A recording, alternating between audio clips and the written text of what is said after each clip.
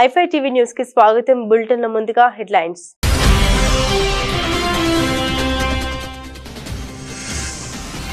China తప్ప మిగతా దేశాలకు ఊరటనిచ్చే ప్రకటన చేసిన ట్రంప్. ఇతర దేశాలపై 90 రోజుల పాటు అధిక పన్నులు నిలిపివేస్తున్నట్టు తెలిపిన ట్రంప్.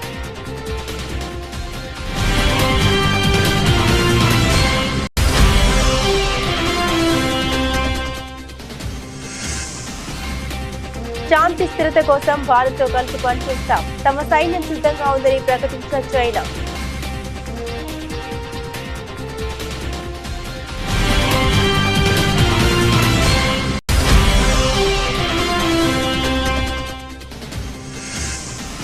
కేంద్ర హోంమంత్రి కార్యాలయంలో అమిత్ షా, జయశంకర్, అజిత్ దోవల్ అత్యవసర సమావేశం. తహవూర్ రానుండడంతో భద్రతా ఏర్పాట్లపై జరిగిన చర్చ.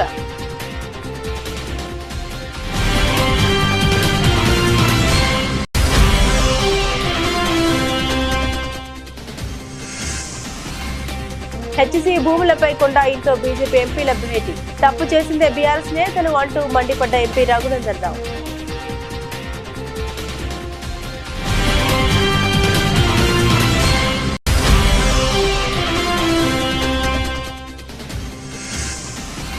వైఎస్ఆర్ కాంగ్రెస్ పార్టీ కేంద్ర కార్యాలయంలో మహావీర్ జయంతి. భగవాన్ మహావీర్ కు వైఎస్ జగన్ ఘన నివాళులు.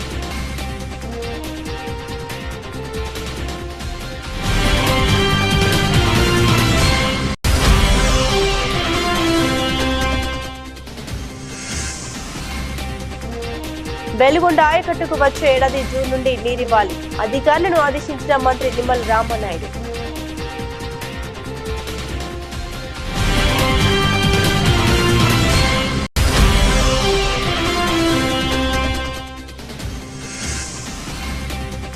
అబద్దాలతో కాంగ్రెస్ మభ్యపెట్టే ప్రయత్నం. బీఆర్ఎస్ ఎమ్మెల్సీ కవిత ఫైర్.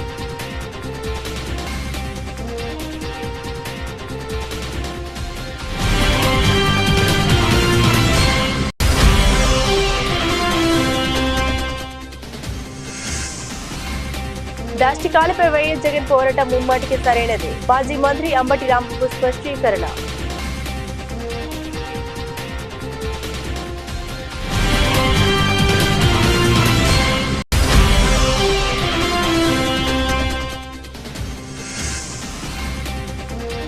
రేవంత్ రెడ్డిపై ఏపీ మంత్రి సత్యకుమార్ యాదవ్ తీవ్ర ఆగ్రహం. చేతకానితనాన్ని కప్పిపుచ్చుకోవడం కోసం మోదీని గాడ్సేతో పోల్చారని వ్యాఖ్య.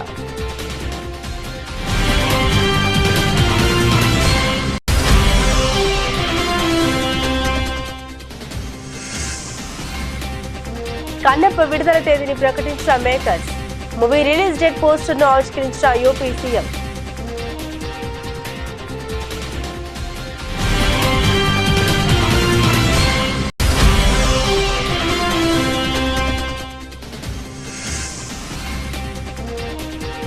రాజస్థాన్ పై గుజరాత్ పైచేయి.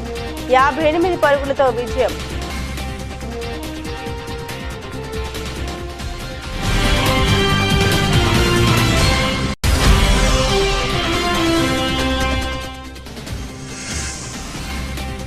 స్వల్పంగా పెరిగిన బంగారం ధర. మన దేశంలో బంగారం ధరలపై ప్రభావం చూపుతున్న అంతర్జాతీయ మార్కెట్లోని బులియన్ మార్కెట్ రేట్లు.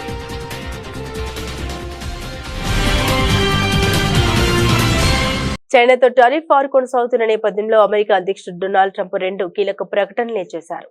చైనా మినహా మిగిలిన దేశాలకు సుంకాల నుండి ఊరట కల్పించారు ట్రంప్. చైనాపై అమెరికా 104% పన్ను విధించింది. ప్రతిగా చైనా కూడా అమెరికా దిగుమతులపై 34%గా ఉన్న పన్నును 84%కి పెంచింది. దీంతో ఇరు దేశాల మధ్య వాణిజ్య యుద్ధం తీవ్ర స్థాయికి చేరుకుంది. అమెరికా ఉత్పత్తులపై చైనా సుంకాల పెంపును తీవ్రంగా పరిగణించిన ట్రంప్ చైనా ఉత్పత్తులపై ఉన్న 104% పన్నును 125%కి పెంచినట్లు తన social media platform truth social ద్వారా వెల్లడించారు. ఈ నిర్ణయం తక్షణం అమల్లోకి వస్తుందని ప్రకటించారు. అమెరికా సహా ఇతర దేశాలను దోచుకునే రోజులు ఇకపై ఉండవని, అది ఆమోదయోగ్యం కాదని చైనా సమీప భవిష్యత్తులోనే గ్రహిస్తుందని ట్రంప్ పేర్కొన్నారు.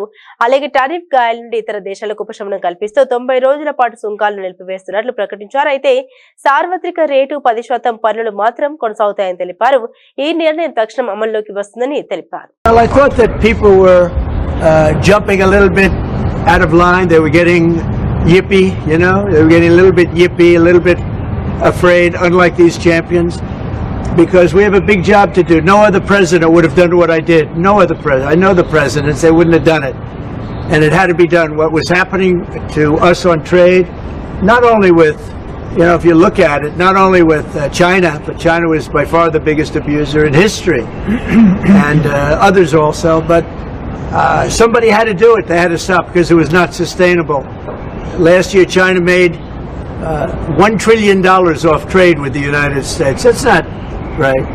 And now I've reversed it. It's for a short period of time, but we made $2 billion. We're making now $2 billion a day. And somebody had to do it. Roger actually said it. Charles Schwab was here a little while ago, one of the great financial people, and he said he's been waiting for 40 years for somebody to do what I did over the last month. And if you didn't do it, you wouldn't have a country. It wouldn't be sustainable. So I'm honored to have done it. And, look, nothing's over yet, but we have a tremendous amount of spirit from other countries, including China. China wants to make a deal. They just don't know how quite to go about it. It's one of those things. They don't know how quite. They're proud people. And President Xi's a proud man. I know him very well. And they don't know quite how to go about it, but they'll figure it out. They're in the process of figuring it out, but they want to make a deal. And we have many other countries, as you know, many more than 75. And they all want to come, and they want to come here, or they'll go to commerce, or సరిహద్దుల వద్ద శాంతి సుస్థిరత నెలకొల్పేందుకు గాను భారత్ తో కలిసి పనిచేసేందుకు తమ సైన్యం సిద్ధమని China ప్రకటించింది. రెండు దేశాల సైనిక భవిష్యత్ సంబంధాలపై మీడియా ప్రతినిధులు అడిగిన ప్రశ్నకు చైనా రక్షణ మంత్రిత్వ శాఖ అధికార ప్రతినిధి జాంగ్ జియావో గాంగ్ స్పందించారు. ఈ విషయం తెలిపారు. అత్యంత పురాతన నాగరికతలు కలిగి ఉన్న ఈ రెండు దేశాల మధ్య దౌత్య సంబంధాలు ఏర్పడి 75 సంవత్సరాలు అవుతున్న సందర్భంగా గ్లోబల్ సౌత్ లో ముఖ్యమైన స్థానాలను ఆక్రమించాయన్నారు. ప్రజల ఉమ్మడి ప్రయోజనాల కోసం కలిసి పనిచేయాలని నిర్ణయించుకున్నట్లు తెలిపారు. ముంబై ఉగ్రదాడుల 2008 నవంబర్ నిందితుడు తహవూర్ రానా అమెరికా నుండి ముంబైకి ప్రత్యేక విమానంలో భారత్ కు తీసుకొస్తున్నారు. తహవూర్ కు అమెరికాలో ఉండేందుకు చట్టపరమైన అవకాశాలన్నీ ముగియడంతో భారత్ కు అప్పగించేందుకు మార్గం సుగమం అయింది. ఆయన అప్పగించేందుకు లీగల్ ఫార్మాలిటీస్ కూడా అమెరికాలో పూర్తి కావడంతో భారత బహుళ ఏజెన్సీ టీంలు అమెరికాకు వెళ్లాయి. ఈ నేపథ్యంలోనే కేంద్ర హోంమంత్రి కార్యాలయంలో అత్యున్నత స్థాయి సమీక్ష సమావేశం బుధవారం సాయంత్రం జరిగింది. కేంద్ర హోంమంత్రి అమిత్ షా, విదేశాంగ శాఖ మంత్రి ఎస్ జైశంకర్, జాతీయ భద్రతా వ్యవహారాల సలహాదారు అజిత్ దోవల్ ఈ సమావేశంలో పాల్గొన్నారు. తహవూర్ రానుండడంతో భద్రతా ఏర్పాట్లపై ఈ సమావేశంలో వీరు చర్చించారు. హెచ్సీ భూముల విషయంలో తప్పు చేసిందే బీఆర్ఎస్ వాళ్ళని ఇప్పుడు శుద్ధపూసల్లా మాట్లాడుతున్నారని మెదక్ ఎంపీ రఘునందన్ రావు ఆరోపించారు. వర్సిటీ భూముల వ్యవహారంపై బీజేపీ ఎంపీలు బుధవారం చేవెళ్ల ఎంపీ కొండ విశ్వేశ్వరరెడ్డి ఇంట్లో సమావేశంలో చర్చించారు. అనంతరం మీడియాతో మాట్లాడారు. 1974లో నాటి కాంగ్రెస్ ప్రభుత్వం యూనివర్సిటీ అవసరాల కోసం 2324 ఎకరాల భూమిని కేటాయించిందని రఘునందన్ రావు తెలిపారు. పలు ప్రభుత్వ కార్యాలయాలకు లీజుకిచ్చిన అనంతరం మిగిలిన 2185 ఎకరాలను యూనివర్సిటీకి బదలాయించాలనే లేదంటూ 2012లో అప్పటి రంగారెడ్డి జిల్లా కలెక్టర్ భూ పరిపాలన ప్రధాన కమిషనర్ కు లేఖ రాశారన్నారు. అప్పుడే భూమిని యూనివర్సిటీకి అల్మినేషన్ చేసి ఉంటే ప్రస్తుత వివాదమే ఉండేది కాదని తెలిపారు. ఈ భూముల నుండి 400 ఎకరాలు ఐఎంజీ సంస్థ కేటాయించారని, ఆ తర్వాత ఒప్పందం రద్దు చేయడంతో ఆ సంస్థ కోర్టుకు వెళ్లిందని గుర్తు చేశారు. ప్రస్తుతం ఇందిరమ్మ పాలనలో మిగిలిన భూములకు ప్రహారీ కట్టి వర్సిటీకి అప్పగించాలని కాంగ్రెస్ నాయకులను డిమాండ్ చేశారు. 2012లో రంగారెడ్డి జిల్లా కలెక్టర్ ఇచ్చిన నివేదిక సీసీఎల్లో పెండింగ్ లో ఉందన్నారు. తెలంగాణ ఏర్పాటయ్యాక అప్పటి బీఆర్ఎస్ పాలకులు నివేదిక ప్రకారం ఎందుకు చర్యలు తీసుకోలేదని రఘునందన్ రావు ప్రశ్నించారు. వైఎస్ఆర్ కాంగ్రెస్ పార్టీ కేంద్ర కార్యాలయంలో మహావీర్ జయంతి మహావీర్ జన కళ్యాణ సందర్భంగా భగవాన్ మహావీర్ చిత్రపటానికి వైఎస్ఆర్సీపీ అధినేత మాజీ ముఖ్యమంత్రి వైఎస్ జగన్మోహన్ రెడ్డి పూలమాల వేసి ఘనంగా నివాళులర్పించారు.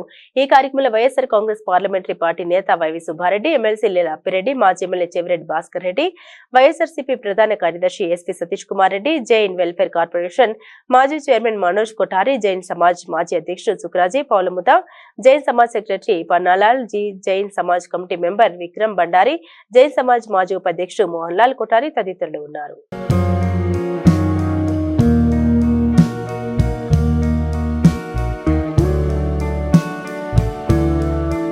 వచ్చే ఏడాది జూన్ నుండి వెలుగొండ ప్రాజెక్టు కింద ఆయకట్టుకు నీరందించాలని, ఈ లక్ష్యం నెరవేర్చేందుకు నిర్మాణ పనుల్లో వేగాన్ని పెంచాలని జలవనరుల మంత్రి నిమ్మల రామానాయుడు ఆదేశించారు. సచివాలయం నుండి ఇంజనీరింగ్ అధికారులతో వీడియో కాన్ఫరెన్స్ నిర్వహించారు. సీఎం చంద్రబాబు నిర్దేశం మేరకు ప్రాజెక్టులో మిగిలిపోయిన పనులన్నింటినీ పూర్తి చేయాలని, దీనిపై ప్రత్యేక శ్రద్ధ పెట్టాలని స్పష్టం చేశారు. 1000 కోట్ల విలువైన పనులు మిగిలి ఉండగా ఎన్నికల ముందు జగన్ హడావుడిగా ఉత్తుత్తి ప్రారంభోత్సవం చేసి ప్రజల్ని మోసగించారని ధ్వజమెత్తారు.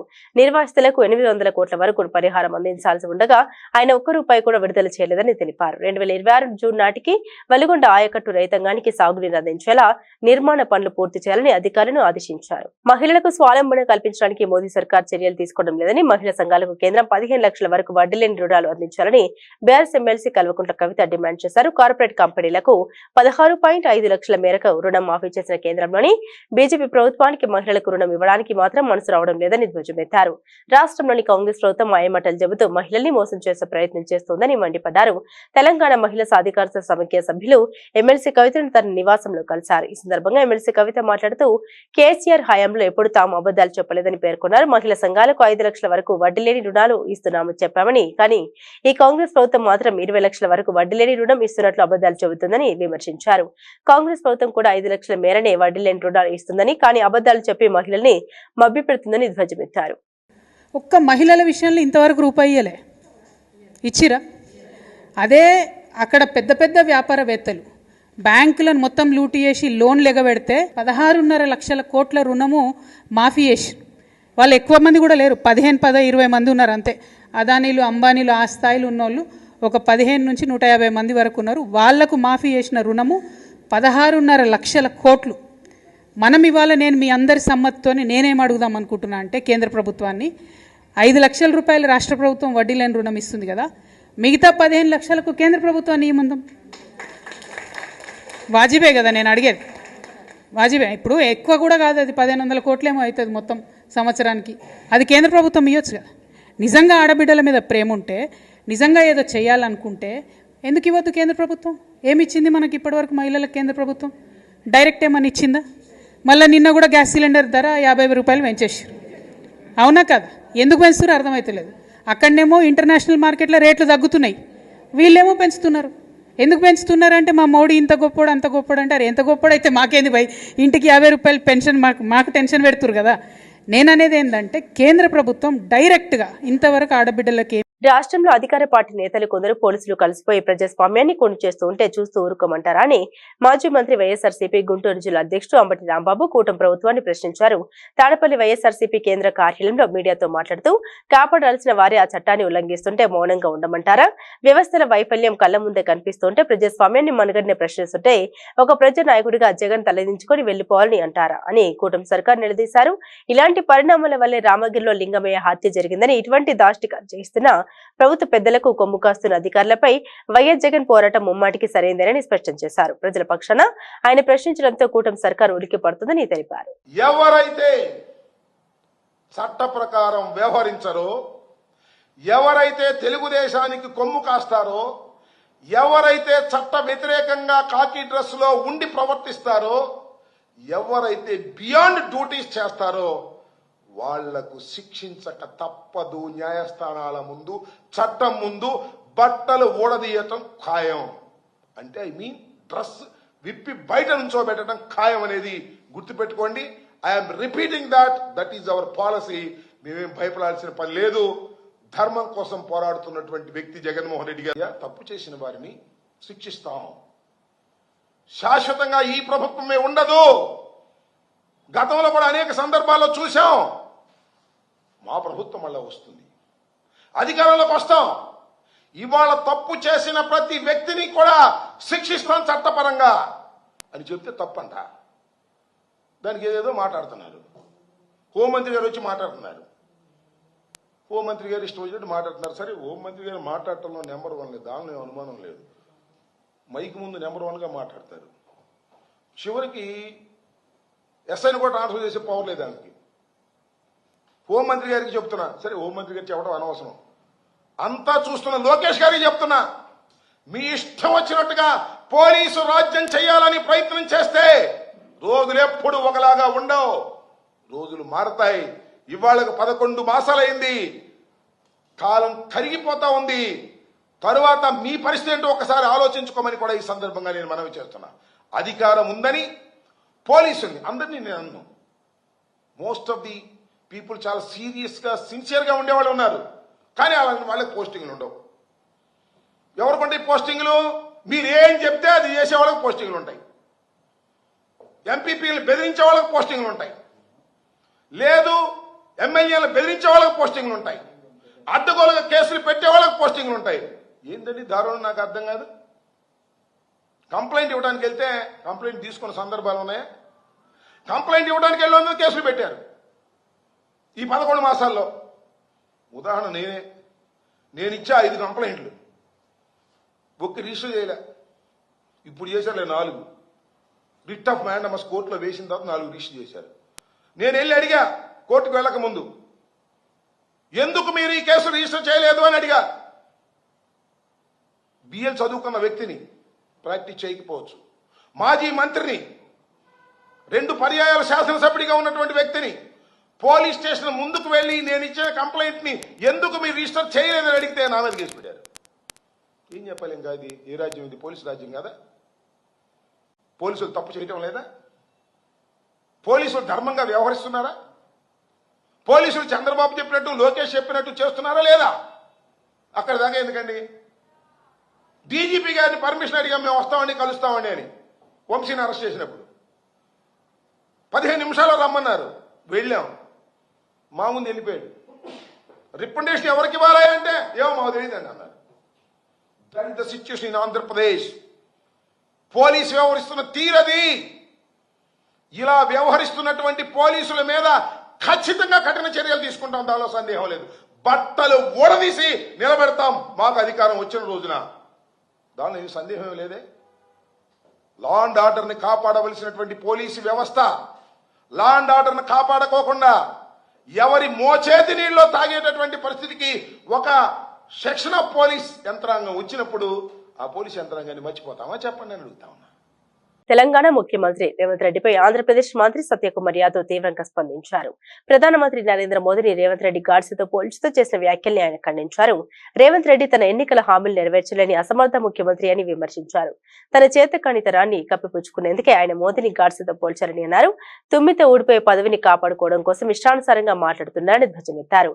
ఇలాంటి వ్యాఖ్యలతో ప్రజల దృష్టిని మరల్చడం రేవంత్ రెడ్డికి అలవాటుగా మారిందని అన్నారు. ముఖ్యమంత్రి పదవిని కాపాడుకోవడం కోసం ఆయన స్థాయికి మించి అర్థం పర్థం లేని మాటలు మాట్లాడుతూ ఉన్నారని విమర్శించారు. బీజేపీని అడ్డుకోవడం నెహ్రూ, ఇందిరా, రాజీవ్, సోనియా, రాహుల్ గాంధీ కుటుంబానికి సాధ్యం కాలేదని, ఇక గాంధీ కుటుంబం మోచేతి నీళ్లు తాగే రేవంత్ వల్ల ఏమవుతుందని ఎద్దేవా చేశారు. కూటమి ప్రభుత్వం ద్వారానే రాష్ట్ర అభివృద్ధితో పాటుగా ప్రజా సంక్షేమ పథకాలు సమర్థవంతంగా అమలు చేయడం సాధ్యమవుతోందని ఎమ్మెల్యే గద్దె రామ్మోహన్ తెలిపారు. తూర్పు నియోజకవర్గ పరిధిలోని 3వ డివిజన్ గుణదల సెంటర్ పుల్లేటికట్ట రోడ్లో కూటమి పార్టీ కార్యాలయం ప్రారంభోత్సవం జరిగింది. తూర్పు నియోజకవర్గ ఎమ్మెల్యే గద్దె రామ్మోహన్, జనసేన తూర్పు నియోజకవర్గ ఇన్ఛార్జ్ అమ్మిశెట్టి వాసు, బీజేపీ తూర్పు నియోజకవర్గ ఇన్ఛార్జ్ పోతంశెట్టి నాగేశ్వరరావు పాల్గొని పార్టీ కార్యాలయాన్ని ప్రారంభించారు. టీడీపీ నాయకులు తోమాటి ప్రేమనాథ్, బొప్పన భవకుమార్ పాల్గొన్నారు. ఈ సందర్భంగా ఎమ్మెల్యే గద్దె రామ్మోహన్ మాట్లాడారు. 2024వ సంవత్సరంలో జరిగిన ఎన్నికల్లో 94% సీట్లను కూటమి పార్టీలు గెలుచుకుని చరిత్ర సృష్టించాయని తెలిపారు. వైఎస్ఆర్సీపీ ప్రభుత్వం గత 5 సంవత్సరాలుగా రాష్ట్రంలో చేసిన దుర్మార్గ పాలనను కూటమి పార్టీలు ప్రజలకు దూరం చేసి చక్కటి పాలన అందిస్తున్నామని తెలిపారు. చక్కటి పాలన అందించడమే కాకుండా అభివృద్ధిలో రాష్ట్రాన్ని దేశంలోని మొదటి స్థానంలో ఉంచడానికి కూటమి ప్రభుత్వం ప్రయత్నిస్తోందన్నారు. కూటమి ప్రభుత్వం అధికారంలోకి వచ్చిన 10 నెలల సమయంలోనే మన జీడీపీ వృద్ధి రేటు దేశంలో 2వ స్థానానికి చేర్చామని అన్నారు. ఈ కార్యక్రమంలో లోయ తెలుగుదేశం పార్టీ యువత విభాగం నాయకుడు గద్దె క్రాంతి కుమార్, పార్టీ నాయకులు తాడి బాబురావు, కార్పొరేటర్లు దేవినేని అప్పన్న, పొట్లూరు సాయిబాబు, చెన్నుపాటి ఉషారాణి, జనసేన నాయకులు గుత్తికొండ కృష్ణమోహన్, బీజేపీ నాయకుడు సునీల్, యలమంచిలి పండు, బండి కోమలి, గద్దె రమేష్, యలమంచిలి రాజేష్, బీజేపీ నాయకుడు కొల్లపల్లి గణేష్, గుంజు యేసుబాబు తదితరులు పాల్గొన్నారు. అందరికీ నమస్కారం. ఈ రోజు విజయవాడ తూర్పు నియోజకవర్గంలో కూటమి ఆఫీస్ ఏర్పాటు చేసుకోవడం జరిగింది. అందరికీ తెలుసు, ఈ రాష్ట్రంలో 2024 జరిగిన ఎన్నికల్లో భారతదేశంలోనే కనీ విని ఎరగని రీతిలో 94% సీట్లు గెలుచుకొని ఒక చరిత్ర సృష్టించడం జరిగింది. ఆ కూటమిలో Telugu Desam party, Janasena, BJP party ముగ్గురు కూడా కూటమిగా ఏర్పడి ప్రజల ముందుకు వెళ్లారు మేనిఫెస్టోతో. తద్వారా ఘనమైన విజయం సాధించిన సంగతి మనందరికీ తెలుసు. ఈ కూటమి ద్వారా గత ప్రభుత్వం 5 సంవత్సరాలు చేసిన విధ్వంసాన్ని ప్రజలకు దూరం చేసి ఒక మంచి పరిపాలన, మంచి ప్రభుత్వం, ప్రజలందరూ కూడా ప్రజాస్వామ్యబద్ధంగా చక్కగా అందరూ ఉపాధి పొంది ప్రతి ఇంట్లో కూడా ఒక వ్యాపారస్తుడు తయారయ్యే విధంగా మన ఆంధ్ర రాష్ట్రాన్ని భారతదేశంలోనే ఒక ఉన్నత రాష్ట్రంగా తీర్చిదిద్దడానికి ఈ కూటమి ప్రయత్నాల్లో భాగంగా ఈ సంవత్సరం జీడీపీ వృద్ధి రేటు కూడా భారతదేశంలోనే 2వ రాష్ట్రంగా వచ్చిన సంగతి కూడా మనందరం మర్చిపోకూడదు. అలాంటి ప్రభుత్వం ఇంకా అనేక సంవత్సరాలు కొనసాగాలి అంటే ఖచ్చితంగా కూటమి నాయకులు, కార్యకర్తలు అందరూ కూడా రాష్ట్ర భవిష్యత్తు కోసం, రాష్ట్రంలో యువత యొక్క అవసరాల కోసం, అందరూ ఉపాధి పొందేదానికి, ఉద్యోగాలు పొందేదానికి, బాగా చదువుకోవడానికి, వీటన్నిటి కూడా కూటమి ప్రభుత్వం ఇంకా కొనసాగాలి అనేది ప్రజల్లో వస్తున్న ఆకాంక్ష. ఇవాళ పవన్ కళ్యాణ్ గారు కానీ, నారా చంద్రబాబు నాయుడు గారు కానీ, అదేవిధంగా మోడీ గారు కానీ అందరూ కూడా ఈ కూటమి వర్ధిల్లాలి, ఆ కూటమి ద్వారా ప్రజలు వర్ధిల్లాలి, రాష్ట్రం బాగుపడాలి, రాష్ట్రంలో ఉన్న ప్రజల అవసరాలు అన్ని కూడా సమకూరాలనే కాన్సెప్ట్ ముందుకెళ్ళడం జరుగుతోంది. పవన్ కళ్యాణ్ గారు కూడా అనేక సందర్భాలు చెప్పారు. 15 సంవత్సరాలు ప్రజలు అవకాశం ఇవ్వాలి కూటమికి, తద్వారా ఆంధ్ర రాష్ట్రాన్ని అగ్ర రాష్ట్రంగా తీర్చిదిద్దుతాం. నారా చంద్రబాబు నాయుడు గారు కూడా చెబుతాను, అనేకమైన 2047 ప్రణాళిక కానివ్వండి, లేదా P4 కానివ్వండి, ఇవన్నీ కూడా ప్రజల ముందు ప్రజలకే ఈ ప్రభుత్వం అనే కాన్సెప్ట్ తీసుకురాట. ఏ కార్యక్రమం చేసినా అది ప్రజల అవసరాలకు చేసే కార్యక్రమే తప్ప రాజకీయ పార్టీలకు లేకపోతే కొందరికో కాదు. ప్రజలందరూ. మంచు విష్ణు హీరోగా ముఖేష్ కుమార్ సింగ్ దర్శకత్వంలో తెరకెక్కిన కన్నప్ప సినిమా కొత్త విడుదల తేదీని మేకర్స్ ప్రకటించారు. ఈ సినిమాను పాన్ ఇండియా స్థాయిలో వివిధ భాషల్లో ప్రపంచ వ్యాప్తంగా జూన్ 27న విడుదల చేస్తున్నట్లు వెల్లడించారు. ఇక ఈ మూవీ రిలీజ్ డేట్ పోస్టర్ ను ఉత్తరప్రదేశ్ సీఎం యోగి ఆదిత్యనాథ్ చేతుల మీదుగా ఆవిష్కరింపు చేశారు. ముఖ్యమంత్రి యోగి ఆదిత్యనాథ్ ని సీనియర్ నటుడు మంచు మోహన్ బాబు, మంచు విష్ణు ఈ చిత్రానికి కొరియోగ్రఫీ అందించిన ప్రభుదేవ మర్యాద పూర్వకంగా కలిశారు. ఈ సందర్భంగా ఆయన కన్నప్ప కొత్త విడుదల తేదీ పోస్టర్ ను ఆవిష్కరించారు. రిలీజ్ డేట్ పోస్టర్ ఆవిష్కరించిన అనంతరం సీఎం యోగి మూవీ యూనిట్ కు శుభాకాంక్షలు తెలిపారు.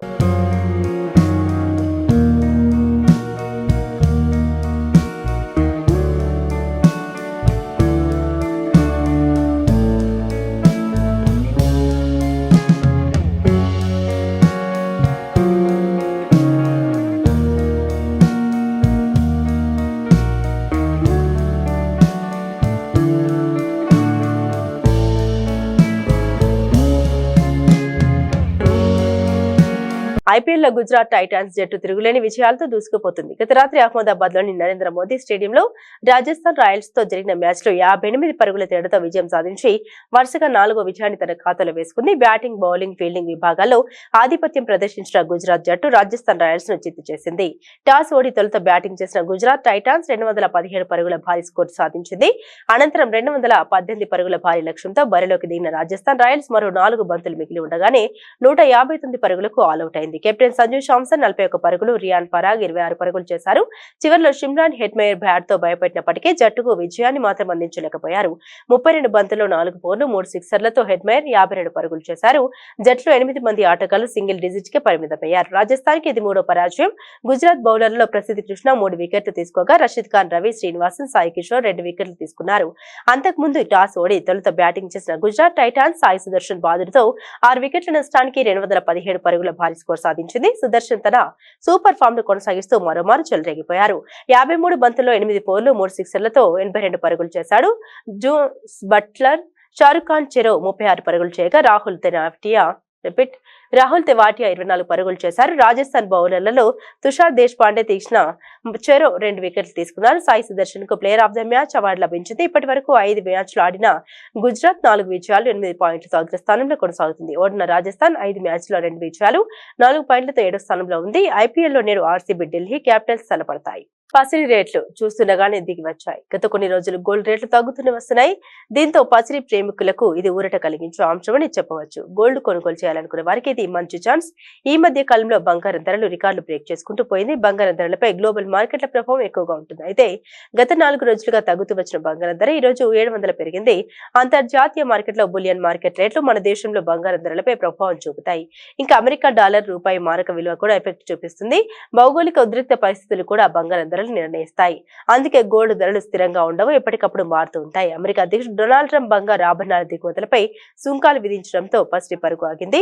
అది కాస్త ఇప్పుడు రివర్స్ అవుతుంది. ఈ ఏడాది ప్రారంభం నుండి బంగారం ధర 17 సార్లు ఆల్ టైమ్ రికార్డులను తాకింది. ఇక్కడ నుండి బంగారం ధర 1,00,000 దిశగా దూసుకెళ్తున్న సమయంలో ఆగింది. తాజాగా హైదరాబాద్ లో 22 క్యారెట్ల బంగారం ధర 1 గ్రామ్ బంగారం ధర 8,291 కాగా 10 గ్రాముల ధర 82,910 రూపాయలుగా ఉంది. అలాగే 24 క్యారెట్ల బంగారం ధర 1 గ్రాము 9,045 కాగా 10 గ్రాముల బంగారం ధర 90,450 రూపాయలుగా ఉంది. ఇక 18 క్యారెట్ల బంగారం ధర 1 గ్రాము 6,784 కాగా 10 గ్రాముల ధర 67,840గా ఉంది. ఆంధ్రప్రదేశ్ లోని విశాఖ, విజయవాడలో ఇవే ధరలు కొనసాగుతున్నాయి. Mega power star Ram Charan RRR సినిమాతో గ్లోబల్ స్టార్ ఇమేజ్ అందిపుచ్చుకున్నారు. ఆయన ఎంత ఎదిగినా ఒదిగుంటారనే విషయం మనందరికీ తెలిసిందే.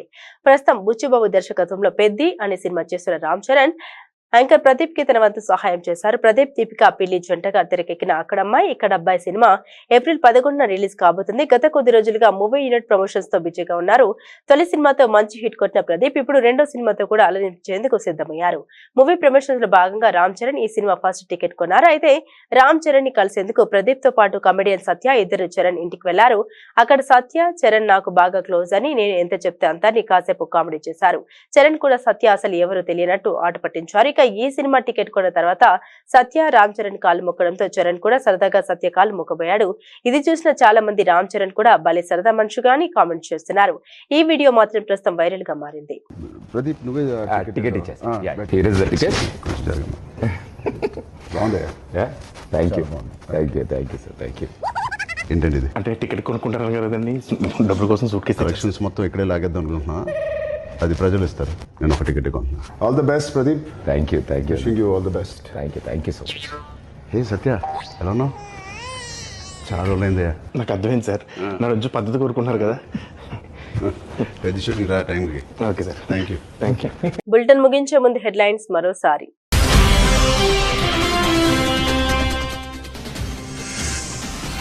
చైనా తప్ప మిగతా దేశాలకు ఊరటనిచ్చే ప్రకటన చేసిన ట్రంప్, ఇతర దేశాలపై 90 రోజుల పాటు అధిక పన్నులు నిలిపివేస్తున్నట్టు తెలిపిన ట్రంప్.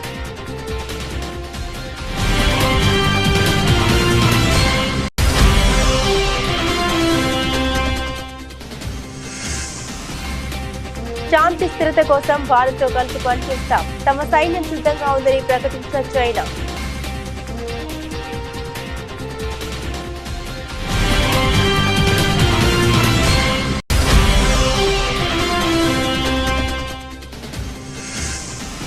కేంద్ర హోంమంత్రి కార్యాలయంలో అమిత్ షా, జయశంకర్, అజిత్ దోవల్ అత్యవసర సమావేశం. తహవూర్ రానుండడంతో భద్రతా ఏర్పాట్లపై జరిగిన చర్చ.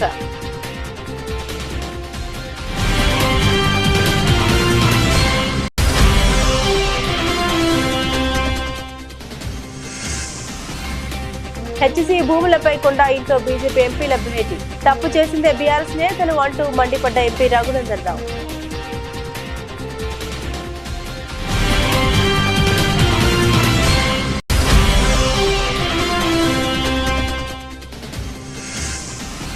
వైఎస్ఆర్ కాంగ్రెస్ పార్టీ కేంద్ర కార్యాలయంలో మహావీర్ జయంతి. భగవాన్ మహావీర్ కు వైఎస్ జగన్ ఘన నివాళులు.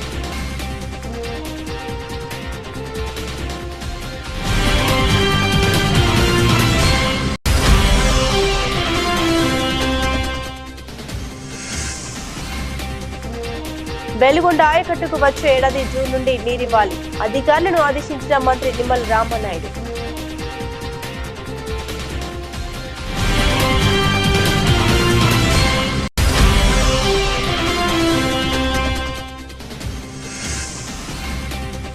అబద్దాలతో కాంగ్రెస్ మభ్యపెట్టే ప్రయత్నం, బీఆర్ఎస్ ఎమ్మెల్సీ కవిత ఫైర్.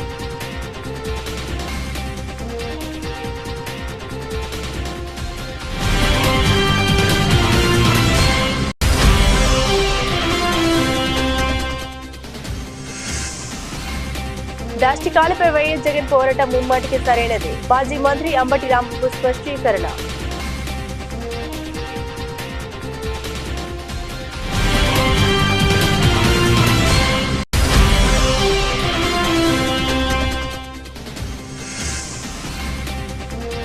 రేవంత్ రెడ్డిపై ఏపీ మంత్రి సత్యకుమార్ యాదవ్ తీవ్ర ఆగ్రహం. చేతకానితనాన్ని కప్పిపుచ్చుకోవడం కోసం మోదీని గాడ్సేతో పోల్చారని వ్యాఖ్య.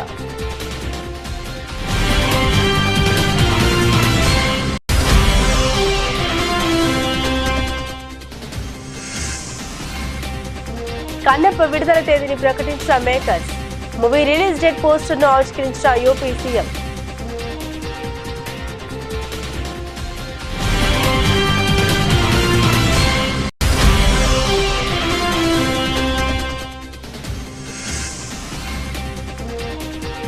రాజస్థాన్ పై గుజరాత్ పై 58 పరుగులతో విజయం.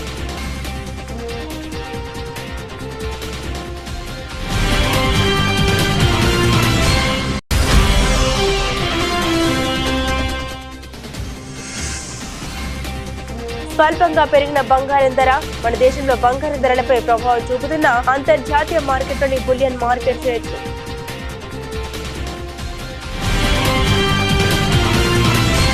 ఇవి బులెటిన్ లోని విశేషాలు. తిరిగి మరో బులెటిన్ తో మళ్ళీ కలుసుకుందాం. అంతవరకు సెలవు. నమస్కారం.